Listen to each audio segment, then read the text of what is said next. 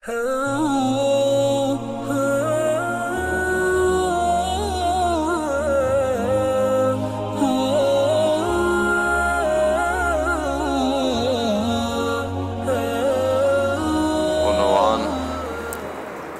آپس میں جوڑ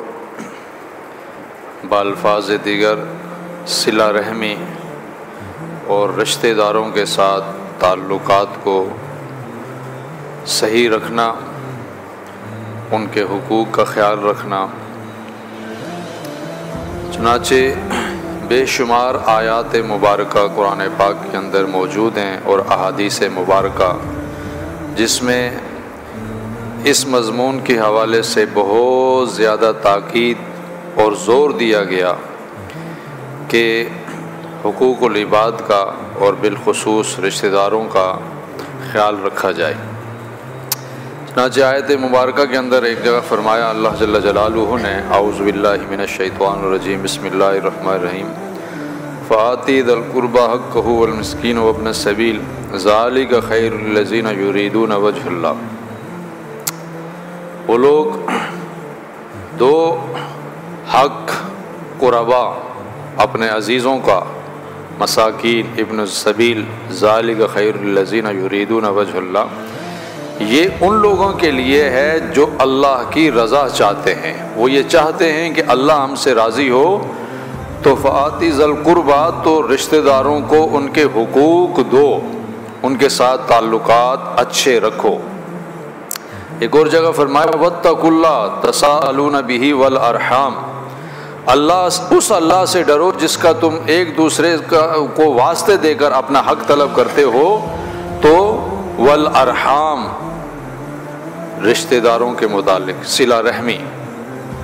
اسی طرح فرمایا ان اللہ یأمر بالعدل والإحسان وإیتاء ذی القربى، اللہ جل جلالہ جہاں تمہیں عدل اور احسان کا حکم دیتے ہیں وہاں پر یہ بھی ہے کہ وآتی ذی القربى، اپنے عزیزوں کو اور اپنے رشتہ داروں کو ان کے حقوق ادا فرماؤ۔ تو ان آیات اور اس طرح کی اور بے شمار آیات مبارکہ اس بات پر دلالت کرتی ہیں اور تاکید بیان کرتی ہیں کہ اپنے عزیز اپنے رشتہ داروں کے حقوق کا خیال کیا جائے۔ ایک حدیث مبارکہ آتی ہے، بخاری شریف کی روایت ہے، ایمان کی علامات بیان فرمائی حضرت ابو ہریرہ رضی اللہ تعالیٰ عنہ نے۔ تو فرمایا کہ من کان یؤمن باللہ والیوم الآخر فلیکرم ضیفہ،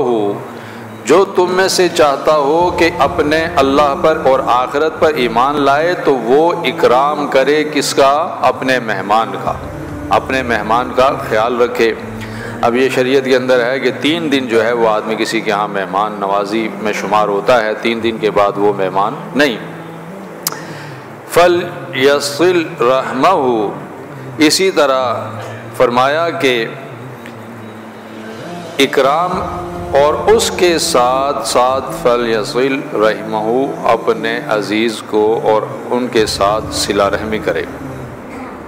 اسی طریقے سے فرمایا کہ جو چاہتا ہو اور ایمان رکھتا ہو آخرت پر اور اللہ پر تو اس کو چاہیے کہ وہ صلہ رحمی کرے اپنے عزیزوں کے ساتھ اور اپنے رشتہ داروں کے ساتھ۔ اسی طریقے سے ایک روایت حضرت انس رضی اللہ تعالیٰ عنہ سے فرمایا آپ علیہ الصلاۃ والسلام نے کہ من احب ان یبسط رزقہ، کہ جو اس بات کو چاہتا ہے کہ اس کو محبت، یعنی اس بات کو پسند کرتا ہے کہ اس کے رزق کے اندر اللہ عز و جل وسعت عطا فرمائیں، فراخی عطا فرمائیں، اس کو رزق کی کشادگی نصیب فرمائیں، تو اس کے لیے حکم یہ ہے کہ وہ اسی طریقے سے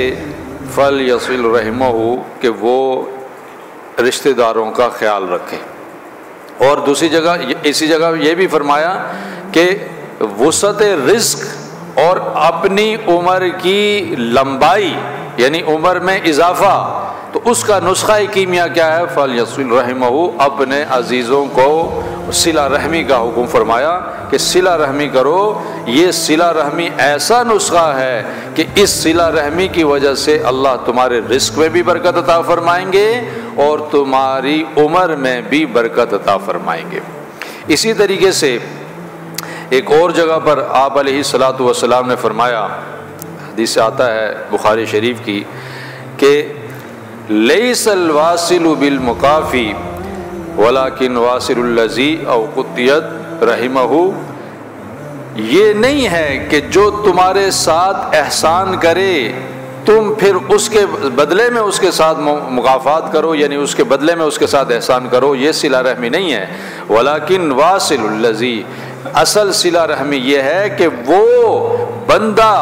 جو تمہارے ساتھ قطع تعلق کرے اور تم سے جدائی اختیار کرے، تم سے توڑے، جس طریقے سے کہ ایک دوسری حدیث میں فرمایا کہ سل من قطعک واعف من ظلمک واحسن الیک من اساء الیک،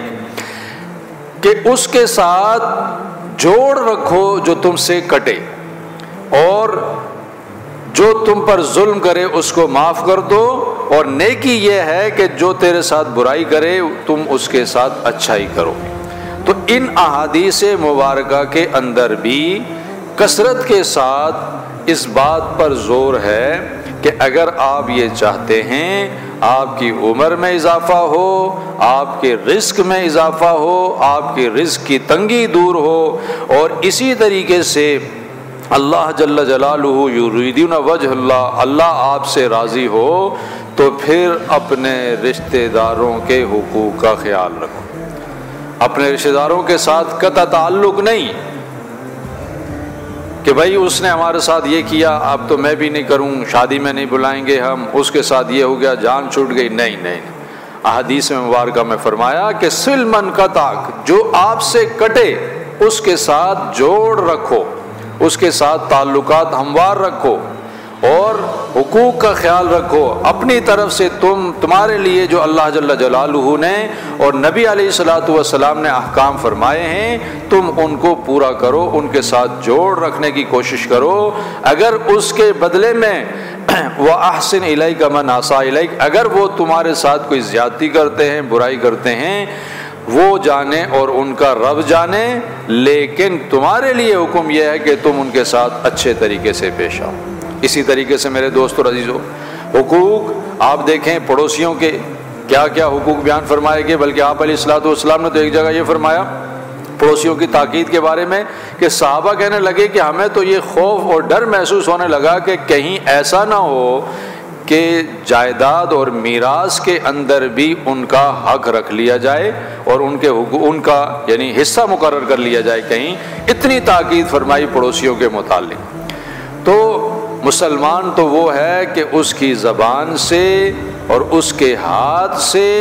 دوسرا مسلمان کیا ہو، محفوظ ہو، یہ مسلمان کی شان ہے۔ اور میرے دوست اور عزیزو، بالفاظ دیگر خلاصہ یہ ہے کہ حقوق العباد کے حوالے سے ہم نے اور آپ نے بڑا خیال رکھنا ہے، بڑی احتیاط کرنی ہے، گالم گلوچ نہ ہو کسی کے ساتھ، کسی کی حق تلفی نہ ہو، اس لیے کہ یہ ایسے معاملات ہیں میرے دوست اور عزیزو کہ جب تک وہ بندہ جس کے ساتھ آپ نے زیادتی کی یا جس کے ساتھ آپ نے برائی کی، جب تک وہ آپ کو معاف نہیں کرے گا، آپ کی اللہ کی طرف سے معافی نہیں ہے۔ پچھلی قوموں کے اندر جو ہم مطالعہ کرتے ہیں قرآن اور حدیث کا، تو سامنے یہ بات آتی ہے کہ جتنی بھی قومیں تباہ ہوئی، برباد ہوئی، ہلاک ہوئی، ایسا نہیں ہے کہ انہوں نے حقوق اللہ میں کوئی کمی کی، حقوق اللہ میں کمی تو کی، لیکن یہ سبب نہیں بنے ان کے عذاب کے لیے، بلکہ حقوق العباد